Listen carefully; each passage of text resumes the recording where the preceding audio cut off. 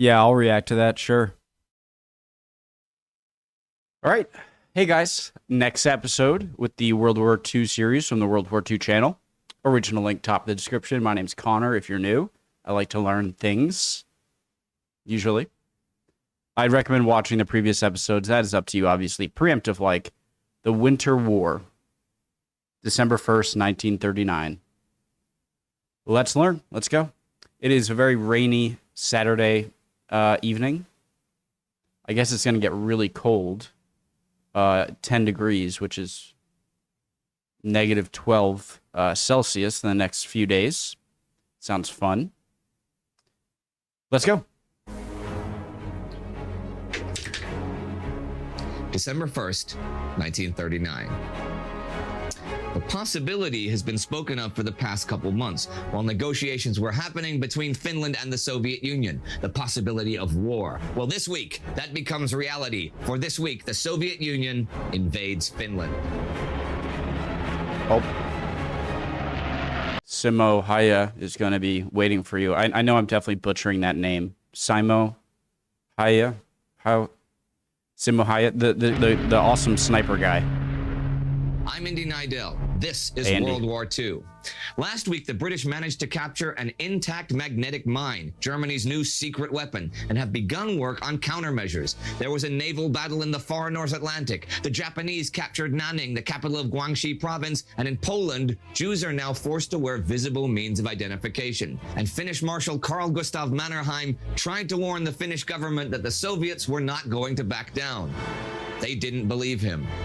On Sunday, November 26, at the Finnish-Soviet border on the Karelian Isthmus, Finnish border guard Matti Jokela hears artillery being fired. After 7 shots, Jokela writes down his observations in his logbook. From 3 different observation points, he triangulates the shots to have originated 1.25 miles southeast from the point of explosion, some 800 meters within Soviet territory. These will be known as the Mainila shots. Moscow. Finnish diplomats are summoned to the Kremlin and told that their countrymen had fired on the Soviets at the border, killing 4 and wounding 9. The Finns offer to conduct an investigation, which is traditional procedure, but no.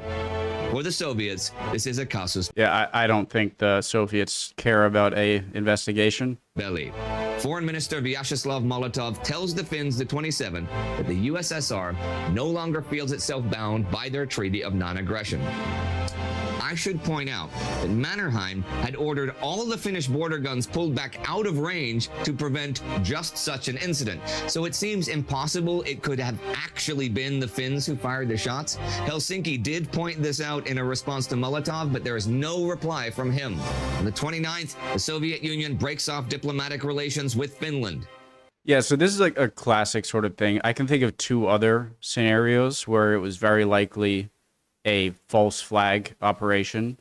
One with the USA. There's a famous saying, blame the Maine on Spain. The Maine was a boat, and the US was itching for a war with the Spanish.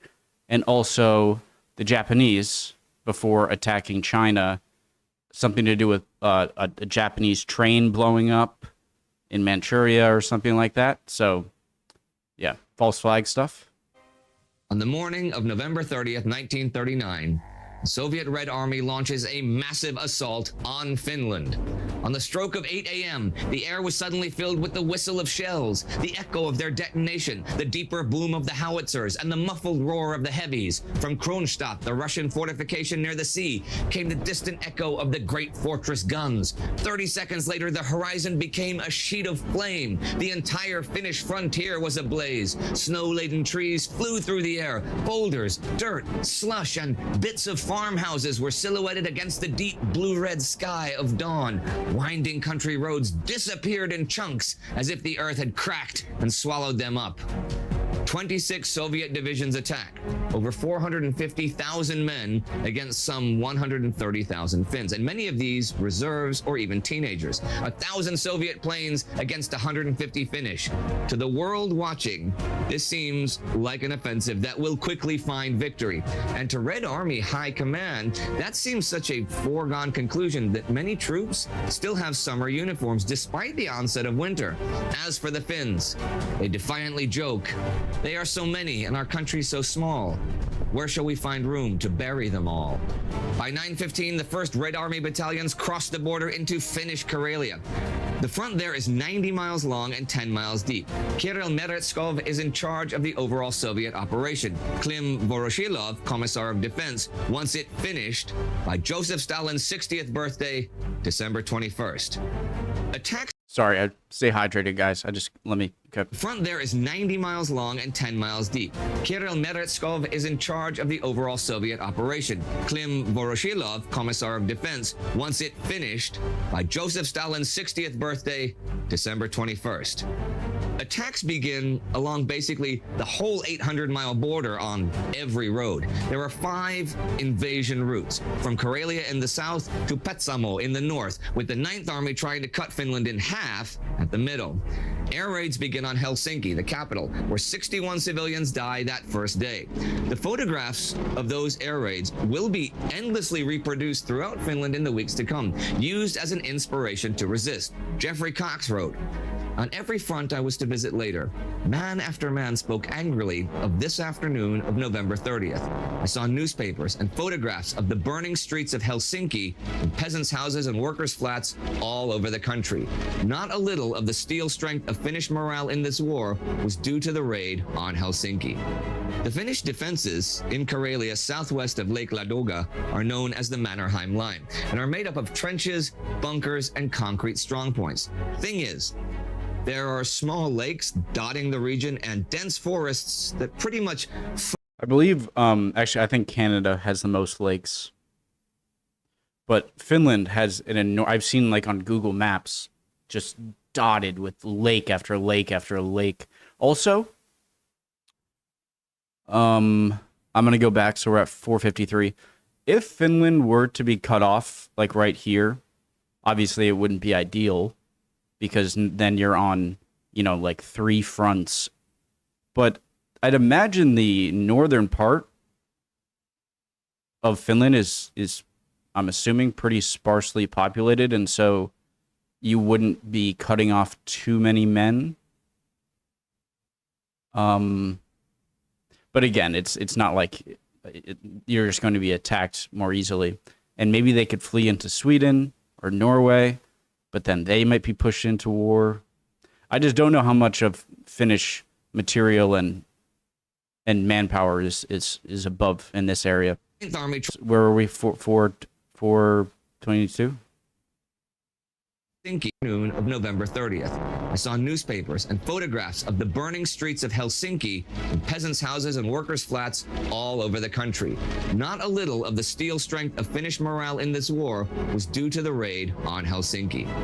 The Finnish defenses in Karelia southwest of Lake Ladoga are known as the Mannerheim Line and are made up of trenches, bunkers, and concrete strongpoints. Thing is, there are small lakes dotting the region and dense forests that pretty much funnel any advance towards minefields. Very carefully and thoroughly laid minefields. Soviets get a nasty shock straight off the bat. They're picked off by snipers at the border, and their orders are to push forward as quickly as possible. So even though they lack mine detectors, many are marched straight into the snow-covered minefields. And making it across simply means facing an unseen enemy.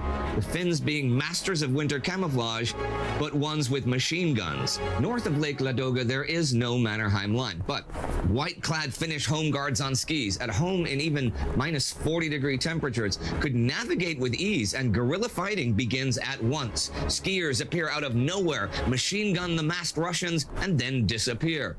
Both navies are in action, the Russians taking some undefended islands off the South Finnish coast. The 5 Finnish submarines go on recon and harassment patrol duty from the Gulf of Finland to the Gulf of Riga. In Helsinki, the Finnish government abandons the parliament building building for the suburbs. That night, they vote confidence in the Imo Kayander government, but the prime minister and his cabinet resign, hoping a new government will have more success negotiating with the Soviets. Risto, governor of the Bank of Finland, heads the new government and immediately announces he would seek peace. But we will not consent to bargain away our independence. But make no mistake, this is a day of disaster for Finland, the blackest day in its history as an independent nation. While all this is going on, an unknown radio station announces that there is a new government, but one set up by the Finnish Communist Party under Comrade Otto Kuusinen and headquartered at Terjoki, the first town liberated by the Red Army. In actuality, Terjoki, a resort town on the coast, had been abandoned without a fight. So the Soviet Union immediately establishes diplomatic relations with these guys. And guess what? In just one day, Molotov manages to negotiate the lease of Hanko, the cessation of a chunk of Karelia, and the Ribaki Peninsula in the far north. Everything they'd asked for that the Finns had denied them. This government is, to the Finns and the world, a joke. But it not only unites the Finns further, it really lays bare that they now have no choice but to fight if they want to continue as an independent democratic nation. Yeah, you just showed Finland that any peace that you sign, the Soviets will just hold fake referendums or whatnot and just do the same thing right there. So it might be a morale boost to the Soviets, seeing how easily you captured that. It's also a morale boost to the Finns, so. Cool fight if they want to continue as an independent democratic nation. Kuusinen had been one of the Red leaders during the Finnish Civil War and had fled to Russia when the Whites won. And according to Eloise Engel and Lauri Pananen in the Winter War, conjecture was that he never left Russia until the Kremlin set him up in business in Terjoki. And since the town had been evacuated and there were no locals with whom to make a cabinet, it is formed entirely of Soviet citizens, Finns who had fled to Russia after the Civil War. Actually, I read in William Trotter's The Winter War that back on the 25th, there was a dinner meeting in the Kremlin, which Nikita Khrushchev wrote an account of. Molotov and Kuusinen were there, as was Stalin, and Stalin had apparently already chosen Kuusinen to run the coming puppet Finnish government, and plans for the invasion had already been completed. But this was not the only offensive that began this week. Halfway around the world, on December 1st, Fast forward if you guys want. I didn't really understand that. Since the town had been evacuated and there were no locals with whom to make a cabinet, it is formed entirely of Soviet citizens, Finns who had fled to Russia after the Civil War. Actually, I read in William Trotter's The Winter War that back on the 25th, there was a dinner meeting in the Kremlin, which Nikita Khrushchev wrote an account of. Molotov and Kuusinen were there, as was Stalin, and Stalin had apparently already chosen Kuusinen to run the coming puppet Finnish government, and plans for the invasion had already been completed. What did I miss?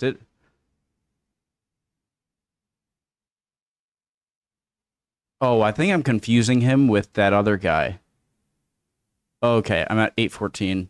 I think I was confusing him with this guy. But Risto Riti. We will not consent to bargain away our independence. But make no local highways. And Stalin had apparently already chosen Kuusinen. Still a little confused about what's going on here because I guess I'd mistaken this guy for someone more like, no way the Soviets will... He kind of is reminding me of like Philippe Pétain in France. But I think I'm just mistaken, and it would take too much time for me to go back through all the videos this video to really understand. So it's gonna kind of bookmark there and keep going. And to run the coming puppet Finnish government, and plans for the invasion had already been completed. But this was not the only offensive that began this week. Halfway around the world, on December 1st, nationalist Chinese forces cut the Lunghai Railway at several locations and attack local highways, trying to interrupt Japanese logistics. Chinese troops also attacked the cities of Kaifeng and Lanfeng. This is logistics. Oh, I thought that was a hammer and sickle out for a second. Chinese troops also attacked the cities of Kaifeng and Lanfeng. This is the beginning of nationalist leader Chiang Kai-shek's series of offensives that will hit the Japanese across the whole country, attempting to retake control of lost territory. And a mainland European offensive is still being planned, but its planner is already thinking beyond it. On the 29th, Adolf Hitler issues Directive Number 9. This calls the defeat of the British essential for final victory. The best way to do that would be to cripple the British economy. So, once Germany had beaten the Anglo-French forces on the mainland and secured coastline opposite Britain, the main task of the Luftwaffe and Kriegsmarine would be to attack British industry, a naval blockade, mining the seas, and air raids on ports and industrial centers.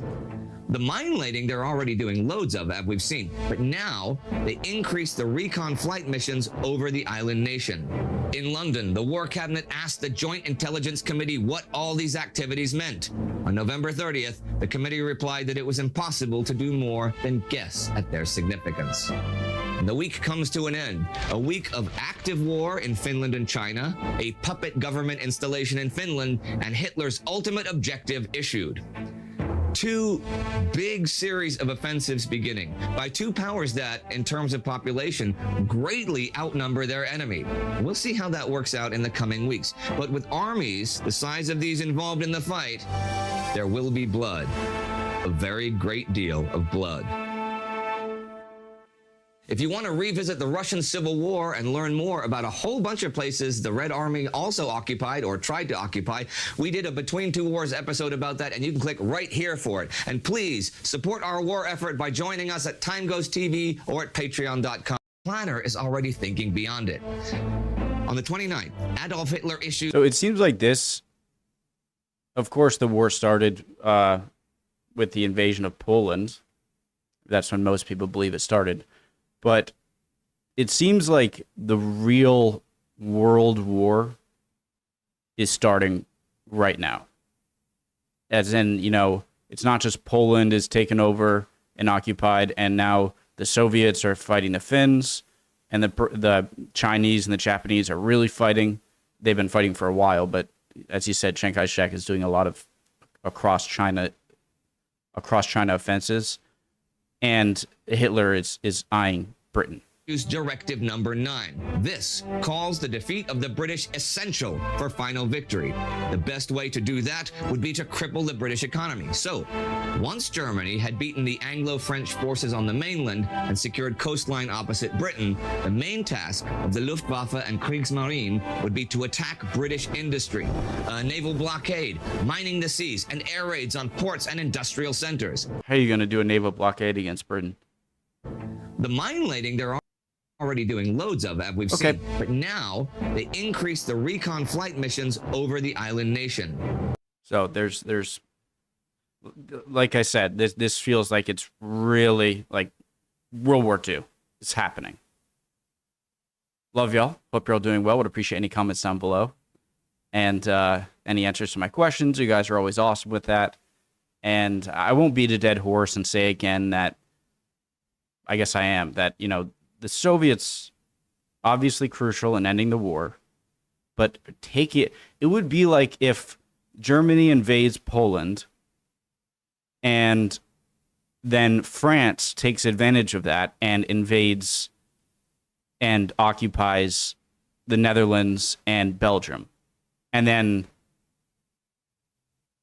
then Germany turns on the French, and then the French join the Allies, and then they're crucial in winning. I'm just choosing the French as an example. So I've said that many times, so I won't keep, banging that drum, but very interesting. See you guys next time. Bye.